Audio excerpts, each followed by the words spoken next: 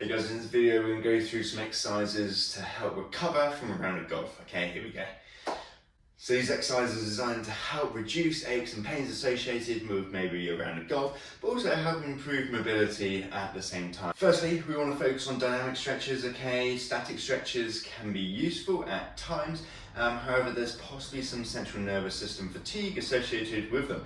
So dynamic stretches are the most important. There may be some static stretches if needed, and there may be a little bit of foam rolling too, if it feels good for you, okay? So here we go, nice and simple little routine. So we're going to start off with leg swings, just loosening up around the hips.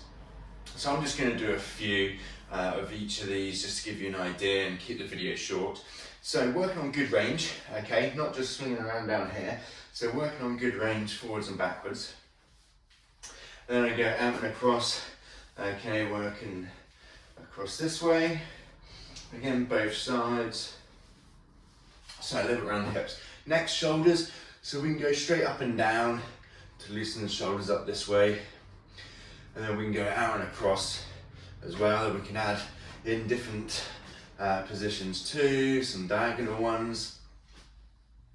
Okay, then we're going to look at upper body trunk rotation, so we're just going to twist from one side to the other, using the arms to kind of create a little bit of momentum to pull you one way and the other at this point, keeping the heels planted, okay, and then we're just going to add a little bit of hip rotation to turning from one side to the other this time, again, kind of working on that full body rotation, hips and trunk, so again the pelvis turning all the way through one side to the other.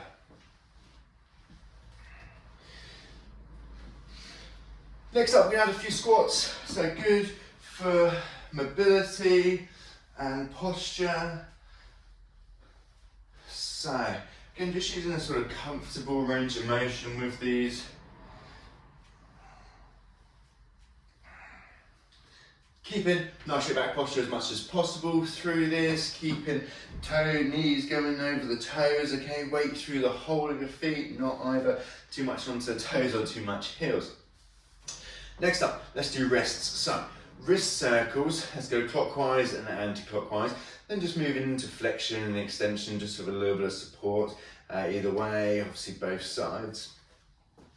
Then ankles, so pointing and flexing, extending, flexing, into, in and out, and then rotations, clockwise and anti-clockwise, and the same on the other one, just working around the whole movement. And then just looking at spine, so we're just going to do a couple of cat dogs as well, just to push the back up, tuck your chin in, arching and looking up, just nice and smoothly from one position to the other.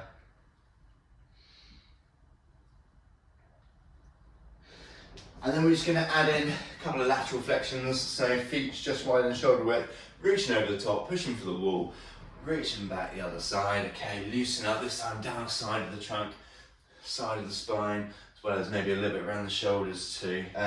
You can add in some extra ones of your own, absolutely fine. You can also add in, say, a couple of static stretches. So sometimes I think these feel really nice, but as I said at the beginning, focusing on dynamic stretches, because that actually can help improve recovery more so maybe than a static stretch like this.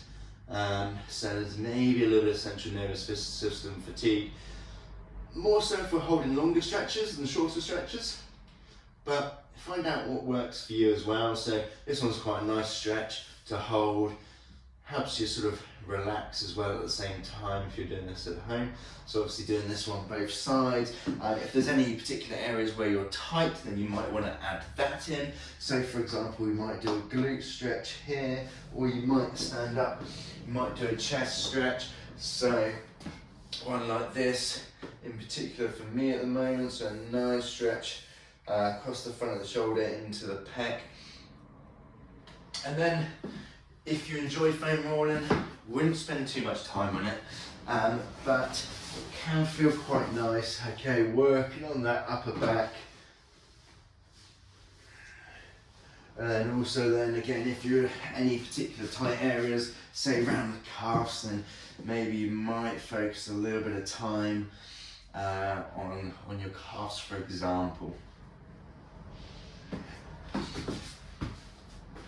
So there we go guys, some ideas on recovering after golf to help reduce aches and pains associated with your swing, with playing golf. Really focusing on dynamic stretches, number one, then maybe chucking in some static stretches and foam rolling too, but really the most important thing, the most important takeaway is to try and do the dynamic stretches, okay, after your golf. There you go. Thanks for watching guys, don't forget to like the video and subscribe to my channel.